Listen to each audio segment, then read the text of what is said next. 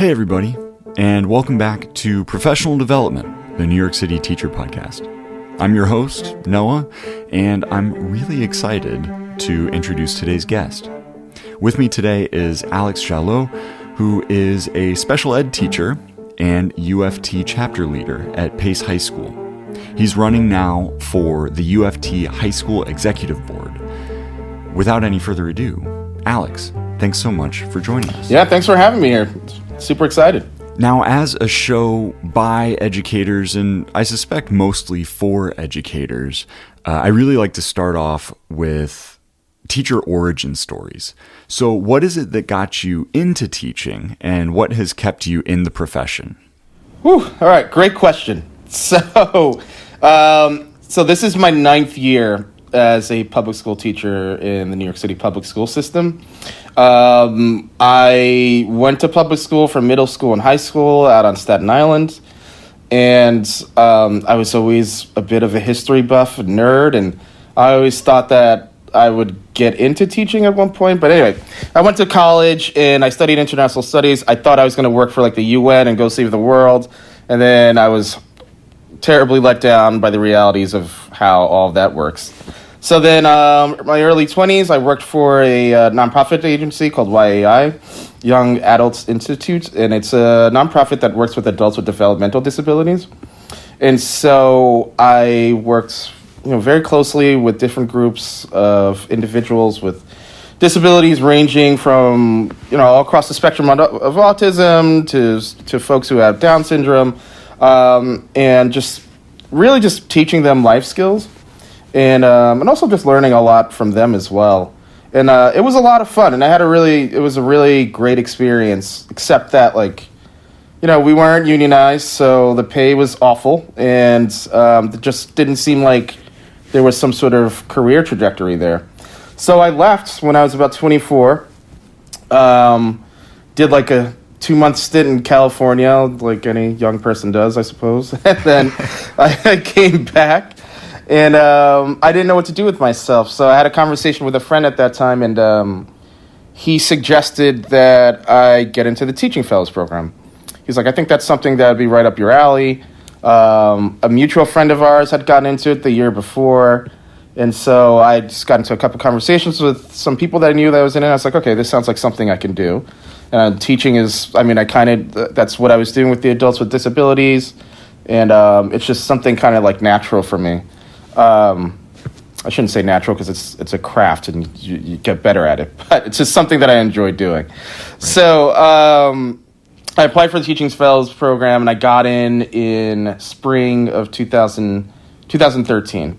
So I applied at the end of 2012, got in spring of 2013, and I started off doing some sort of training out in Staten Island at a middle school there. I was in a science classroom for 3 months, which is not my subject, but it was a middle school classroom, so it was cool. And I got to see the ropes of being in a school again. And I don't know, I just felt very nostalgic while I was there, and just remembering all the good times that I had in public school, and just being around all the youth, and just it was really great energy, and just seeing the amount of care and the amount of attention and just dedication that the staff had towards the students was great, and just building up that school community. So that really inspired me to keep on going. So I went through the Teaching Fellows program. I got into St. John's University for grad school, and then I landed my first teaching job in the Bronx at a middle school up there, which I was there for about 2 years. Then I left, and I worked at a high school in the same neighborhood that I work at now on the Lower East Side. It's called New Design High School. I was there for a year. And then I met my assistant principal, one of the assistant principals that I have at Pace High School. His name is Mike Sawiski. And him and I just hit it off. He gave me an interview, and I've been at Pace since. I guess this is my 5th or 6th year there. And I've been a special education teacher throughout that whole time. I've taught everything from self-contained ELA classes. I've done ICT math classes. For those who don't know what that is, integrated co-teaching, where you have 2 teachers in a room, general education teacher and special education teacher. I've done, like I said, science, math, basically everything you could think of. But my primary subject are the humanities, which is English and history, which is what I teach now to 10th graders. So I've primarily been teaching 10th grade for about 3 years now. And so that's my story of how I got into teaching. So Alex, you mentioned the lack of a union at YAI as one of the factors in that not being a sustainable position for you. And the union is going to be the bulk of our conversation today because of, the role that you're hoping to take on within the union as a result of this upcoming election. So I wonder, how much of an impact did the union have in your becoming and staying a teacher?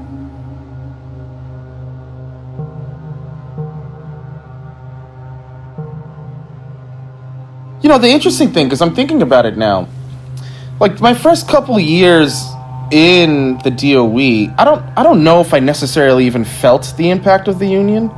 Obviously, like there were benefits and so on and so forth, but I didn't have. Not until I started working in high schools, I didn't have like the experience with like a chapter leader. Like I remember the chapter leader in the middle school that I worked at. She was fun. She was good, but like I didn't feel connected to the union. Like I didn't feel like I was like part of this like larger force of like fellow workers who are there in solidarity with one another to build better conditions for ourselves, the workplace, and ultimately our students and our communities.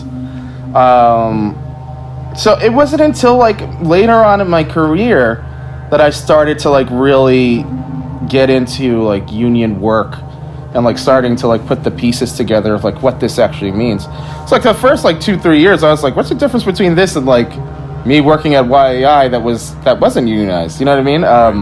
Because I had some benefits there, like I had dental and healthcare and whatever. But I didn't see like the larger structures at play and like why, and also as an untenured teacher too. So like that also meant something different being in the union than it does for me now when I am tenured. Right. And so I did see like that kind of tiered system where like the tenured teachers were able to act like a certain way, and I was explicitly told like, oh, you're untenured, you don't want to ruffle any feathers, and like you don't want to like get too involved. And I think that like I was like, okay, maybe I shouldn't, I shouldn't do anything like get too political here. And I didn't. Wait for a few years. Yeah, wait for a few years. But save that for 3 years from now. Right. You can do that. Yeah. But that's so wrong. Right. Especially if it's wrong. An important thing. Like somebody should be doing this, and you should be allowed. Whatever it could be. It could be just any sort of organizing that will make life better for and work better for teachers, for students, whatever. So many of those things that you would want to do, you're told like, don't do that, not yet. Well, it's like the union kind of like also supports this two-tiered system of the untenured versus the tenured. And like the ways that the DOE manipulates that as well, and the way that the union leadership allows for this to happen is like, it's horrifying. Yeah. So like on the one hand, right, you've got untenured teachers who are like, oh crap, like I don't have any protections, so therefore I have to do all the things that my boss says I should be doing. So I'm going to stay late. I'm going to come in on Saturdays. I'm going to do this club. I'm going to do this extra like help. Like I'm going to be working for free, on my hours off. I'm going to come in extra early. I did all that stuff. And just like I'm sure you went through those experiences. Countless of our fellow our fellow colleagues went through those experiences. Yeah. But it didn't have to be that way, Right. So like, so instead of like really understanding my craft and really like diving into what does it mean to be an educator? What does it mean to be an educator in the Bronx at that time? What does it mean to be, to teach middle school kids? How do I understand like these complex like situations going on in my classroom and at home with the students, and how do I make this experience better? It was like, what can I do to show my principal that I'm worthy? So there just like wasn't, I don't know, like it's like I feel like a union, when you've got new membership coming in, you got to protect that new membership, and that should be a priority so that you can build that longevity. Instead, like our union is allowing for so many of us who are just beginning to get ground down, to get overworked, to get exploited. I'm purposely avoiding burnt out here because I read a really good thread on Twitter, about like how we shouldn't be, as teachers, we shouldn't be using the term burnt out, and we should be calling it what it is, which is exploited, right. Overworked. Yeah, we are workers. We don't need a separate vocabulary that sort of dulls what's actually happening in terms of workers. Yeah. Like when you think about like the term burnt out, it's almost like it's individualistic and it's like placed on like the person, as opposed to like the systems that are causing this kind of like exploitation and overworked and like overstressed and overexhausted, so that you're not effective, you know? Right. When I think of a burnout, you know, in my high school career, you know, we had some burnouts, and it was on them. You know, that's sort of like how it's presented. Like, right. So it's, you know, are we all going to start as teachers coming in individually, you know, putting a cigarette out on the desk and wearing a poncho, you know? Right. Exactly. That's a great point. I hadn't read that on Twitter, but I totally agree with it. Yeah, I mean, you know, Twitter doesn't have many good things, but sometimes there's some gems. So. But yeah, it's so you've got this like massive manipulation and exploitation going on, and then once you cross that, like, once you get through that tunnel, and then you achieve, you know, you get your tenure, whatever. It's now the union, like, it kind of turns it into, I don't want to say like a Hunger Games thing, but it's just like, I got to protect my tenureship, and so therefore, like, let these younger people or like newer people do all like the crappy work. You know, I don't have to. I already like went through like what I needed to get through to get my tenure. Like, you know, so it just creates these like false divisions that shouldn't be there. And I, again, attribute that to union leadership. Like, if we had union leadership, if we had a group that was in power, that was like, we've got to stop this. We've got to protect like newer teachers, because that will strengthen the profession, and understand that will also, you know, get to the longevity of the profession as well, and strengthen our union. Right. Because when you've got 50% of the people, you know, who just started as teachers, leaving after 2 or 3 years, that means union leaders, union membership is dropping. Right. But our union leadership acts like this is not a problem, because you know why? They're buoyed by the fact that there's these teaching fellows programs, Teach for America programs, Math for Whatever programs, and they just keep on roping in people to join this profession, to get them burnt out, and then spit them out, and then get new people in. Right. Because there's like this, you know, which is just symptomatic for society, and you know what kind of jobs are available, and so on and so forth. But it just blows my mind every time that I think about this, like how this is so purposefully done, and how our union leadership, Michael Mulgrew, does not give a damn and doesn't do anything about it, you know?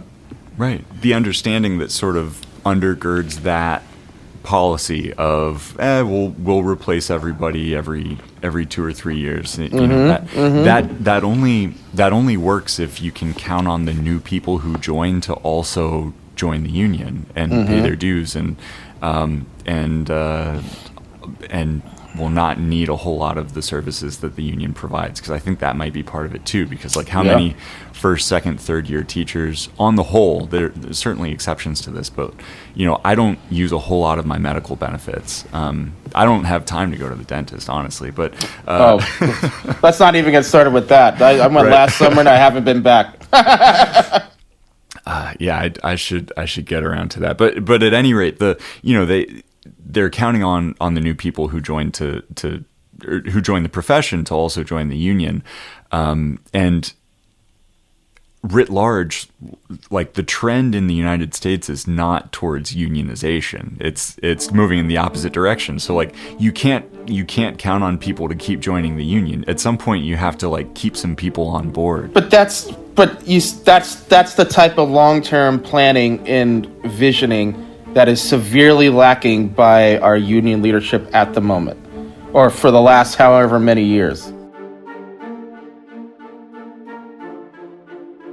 We keep on giving givebacks. We keep on sacrificing the young, right? The newer teachers. Right. Really, like we're eating our young to maintain like our benefits as tenured teachers, you know. And well, I can't even say that this is maintaining the benefits of the retirees, because just recently in the past year at the Municipal Labor Board, and you know, we've negotiated with other unions for our healthcare in this city, which is like a whole other thing. But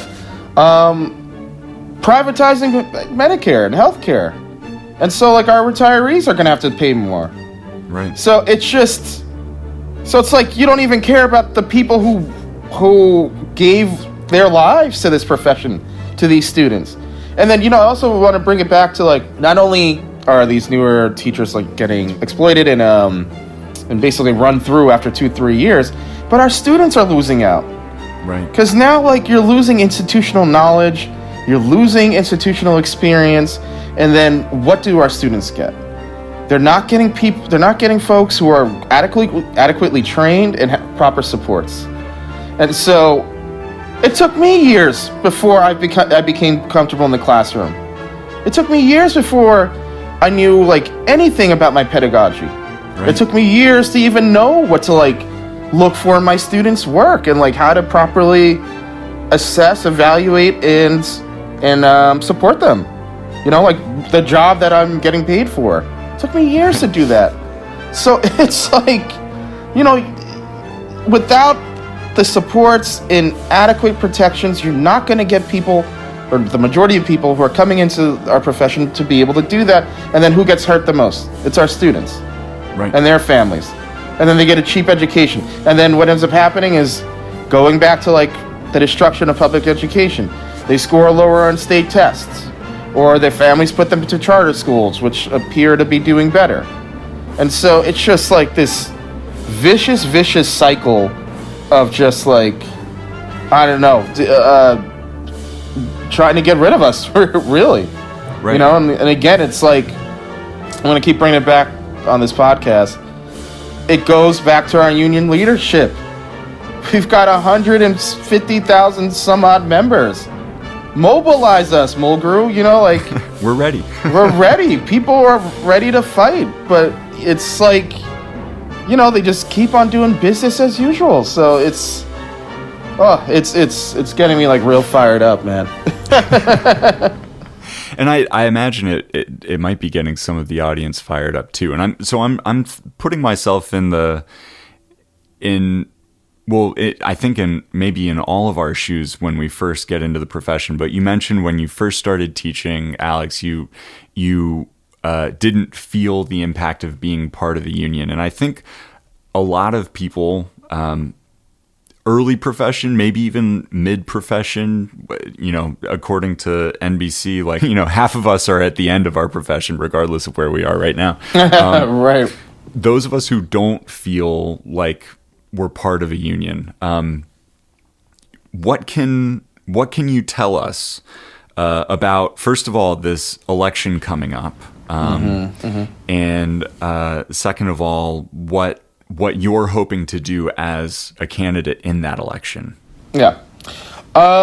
So I think I'm looking at this election as an opportunity to organize more of my coworkers and get them more involved in our democratic processes, as limited as they are in our union, right? So, like, you know, this is an opportunity for those of us in New York City public schools to voice our opinions, to and to take action on trying to change our union for the better.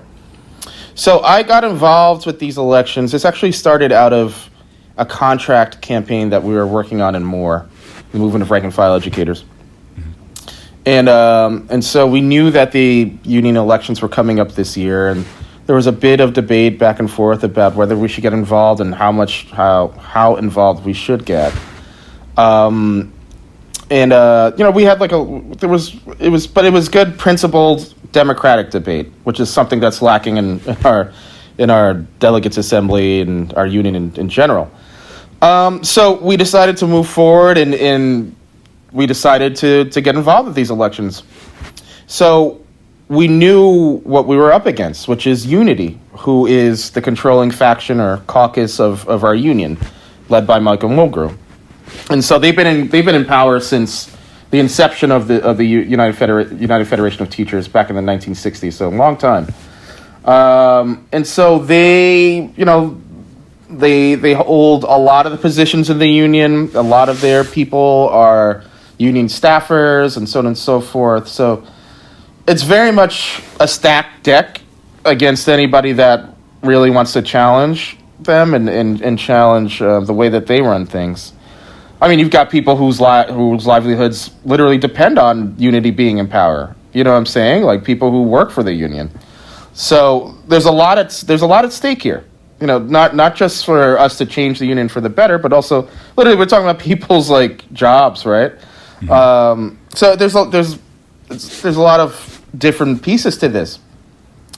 That being said, we being movement of rank and file educators, there was debate about whether we should go into this election on our own, just run our own campaign, or should we get into a slate with other caucuses and groups that are opposed to Unity and also have a similar vision that we do for what our union should look like. So we decided that we would run on a slate. And so these meetings between the different caucuses and groups started back in October, maybe September, to which I've been involved in different ways. There's a lot of folks who do a lot more work than I do, and I give them a ton of credit for where we're at right now with our election campaign.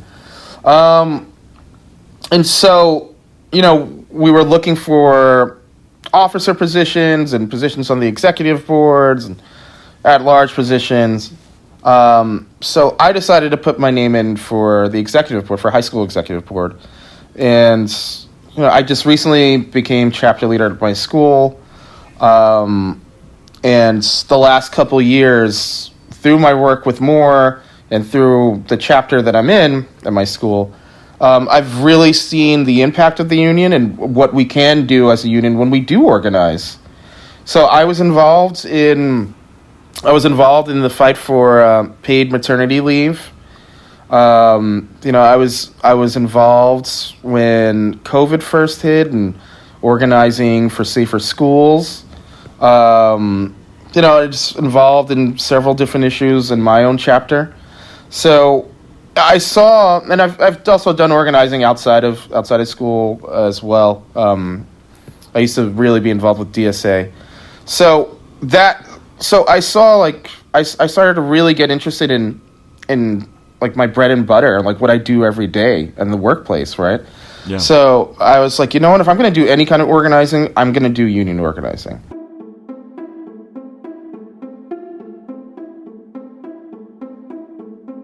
And so, when this opportunity came up and the elections came up, I thought to myself, all right, I'm always talking about how the union needs to change, and so therefore I want to be part of that change. So I decided to run for high school executive board. I've worked in high schools now for a number of years. I know the issues of high schools, especially from a special education teacher's perspective. And I've worked hard to build relationships with my coworkers and with my students and the families that I serve. So I'd like to bring that to the union and to really try to push the union to be more of a union that organizes people and that really builds us up together, so that we can get better working conditions, such as smaller classrooms, more counselors, less cops in school, right? So more funding for arts and whatever the case might be, fair pay for paraprofessionals, all that, right? So, in this slate, we all came together and we decided on what our vision would be and the points of unity and so on and so forth. And, I can speak on that in a little bit, but in short, the reason why I got involved, the reason why we all got involved is because we know that if Michael Mulgrew continues in leadership and unity continues in leadership, then we're going to get much of the same. And then we also have a contract up in September. So I'm afraid that Mulgrew and unity are not going to fight for us the way that he needs to fight. I'm afraid that there's going to be more givebacks to the city and to Mayor Adams. I'm afraid that classroom sizes are going to just get larger. I'm afraid that that when there's an inevitable exodus of teachers, that they won't be replaced and that they're going to just double the amount of work for us. I'm afraid that our students are going to get shortchanged, and this is going to ultimately, affect public education negatively. So from the track, and also in terms of COVID, we're still in pandemic. Right. We just got over this surge. This ain't going to be the last rodeo, so what's going to happen when the next variant comes? We saw what Michael Mulgrew and Unity did while thousands and thousands of members of our union got sick, while thousands of our students either got sick or were too damn scared to come to school. They didn't put their foot down. They didn't mobilize us. They didn't organize with us. And so they allowed for this situation to happen and kind of just let the mayor do whatever the hell he wanted to do. That's not the type of union leadership we need.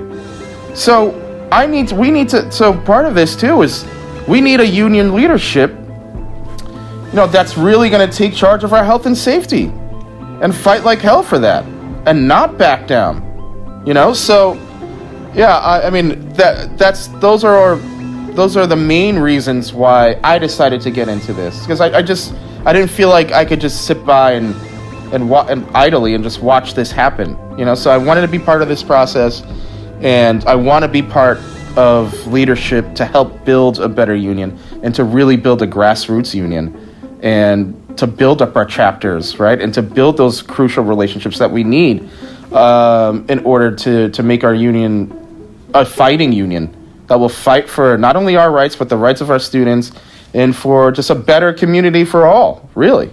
You're with MORE, which you mentioned, but MORE is one of several groups that have come together in order to put together this slate, which is the United for Change slate. And so some of those other caucuses are organizing based on different goals, but some goals that are held in common with MORE and with all of the other caucuses.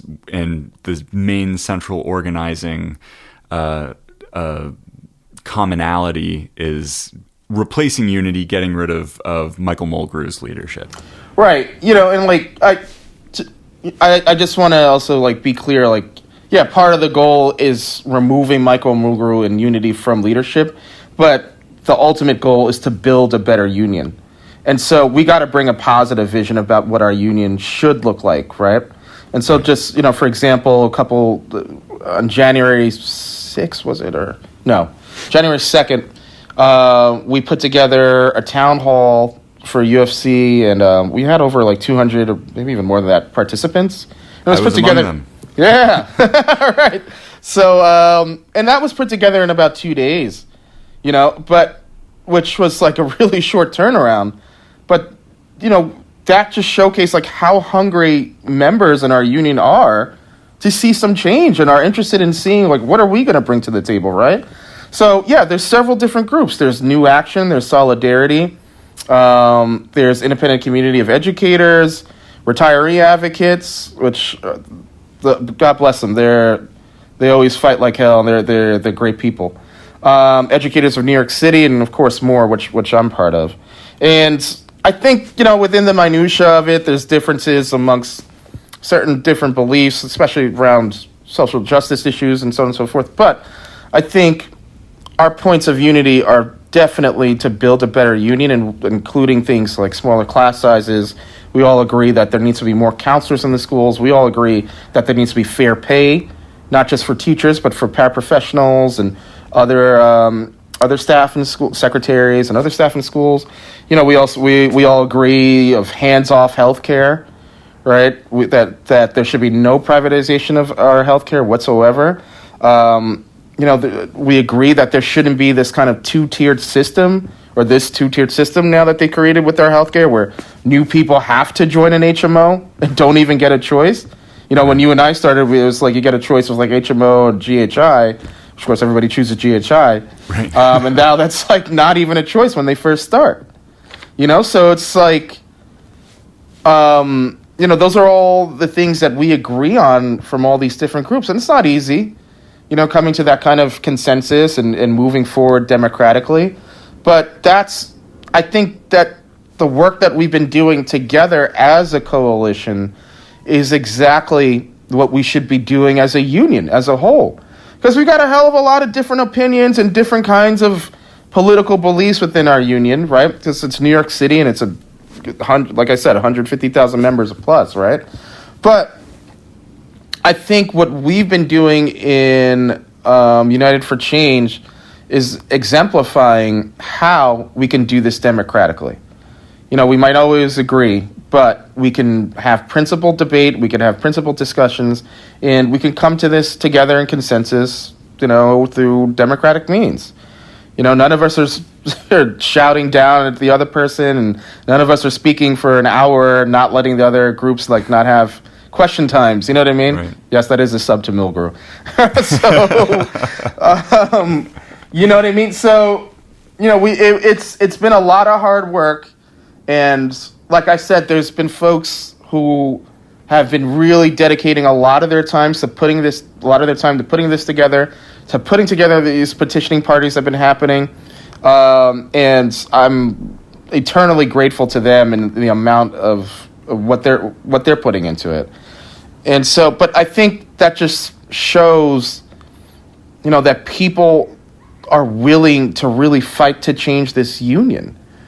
And I think the more people realize this, the more people will be on board. And I think we do have a shot at actually winning these seats and taking positions of power and being able to affect the change that we need to see in the union.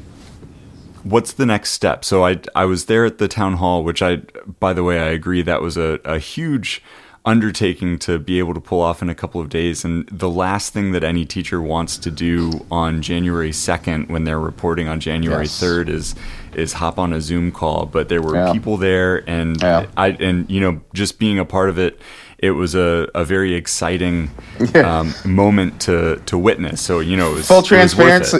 Full transparency. When I was on the organizing call for that, when it first came up, I was against it because initially I was like, "Who's going to show up on a Sunday?" And I was so glad that I was wrong. Definitely put my foot in my mouth. I was like, "Whoa, all right, this is cool." Yeah, and it is like you said, it's indicative of the workforce's hunger and desire to see something different happen. So now that the slate's put together, it's been announced. Folks have been on social media letting folks know that there is an election, that they should participate. That UFC has a great slate of candidates. What's the next move now? What happens between now and the election? Well, so now it's a matter of having to send out, literature and leaflets, figuring out how much mailing we have to do, also figuring out just how to do campaigning. And I know in the past, people have gone to different schools to drop off literature. Not too sure with all this COVID nonsense, but it seems like the Omicron surge is subsiding because we all got it. So I think now it's really a matter of talking to coworkers. One, just explaining who UFC is, right? Because like you said, your chapter leader is like, who the hell is that? So just putting our name out there and what our vision is for a better democratic union. And also just exposing the truth about Michael Mulgrew in Unity and their handling of the union for the past couple years. It's been a disaster. You know what I'm saying? So just putting out that positive vision of how those of us in UFC would organize the union better. So it's going to be a lot of conversations with coworkers, a lot of reaching out to folks. I anticipate we'll do another one of those town halls. We've been talking about that. And just really just trying to engage membership in a way that Unity and Michael Mulgrew does not. And just really just empowering, no, I don't want to say empowering people because like it seems like we're giving them the power, but really just getting people to realize like this union is ours. It doesn't belong to Michael Mulgrew, doesn't belong to whomever he hires at the UFT headquarters. It belongs to us. And so it's up to us to be able to create a better union. And we can, and we will. So I think that's the next couple months is just going to be a lot of just reaching out to people, a lot of phone calls, a lot of conversations, like I said, and just organizing one-on-one, you know, just building up those relationships with coworkers and just starting from there. Yeah, so for anybody who's listening and getting fired up, and now that they know that there's an election and that there are other options than the straight party ticket for unity in a single party system, Right. What can people do if they want to get involved and help out? So, I mean, first, like, I would suggest that people either follow us on social media, United for Change, and just to get a sense of what our politics are and what the visioning is. And then if that's something that folks really vibe with and are like, this is the type of union I want to see, then start talking to your code workers about this. You know, just like spread the word out that there are other options besides, like you said, other options besides Michael Mulgrew and Unity in this single party system. You know, we've got a great slate of candidates who are running, who are passionate organizers, who have done incredible things in their schools and for the union and for the community and for communities at large. And so I would just say, like, start off with social media. There's also the unitedforchange.vote. I believe that's the right website. I think but so, you could just yeah. Google it, and just check out the website, check out our About Us, and also just be on the lookout for any literature that pops up. And just know that we're out there. Like, we're really trying to build a better union, and, you know, we're in it to win it. You know, this isn't like we're just trying to do this to be what's the term? To be annoying or something to Michael Mulgrew. But like, I was trying to think of something better. But Right. but we're really here to win these elections so that we can have a better union for us all, and we could have a better school system. Alex, thanks so much for joining us and for taking the time to share your story as well as this exciting, bold new vision for our union and our school system. Have a good one, man. Thank you so much for this. I appreciate it. If you have enjoyed the show and you want to hear more, be sure to subscribe to Professional Development, the New York City Teacher Podcast, wherever you do your podcast listening. And for a couple extra episodes a month, check out patreon.com/professional development. Thanks so much for listening, and we'll catch you next week.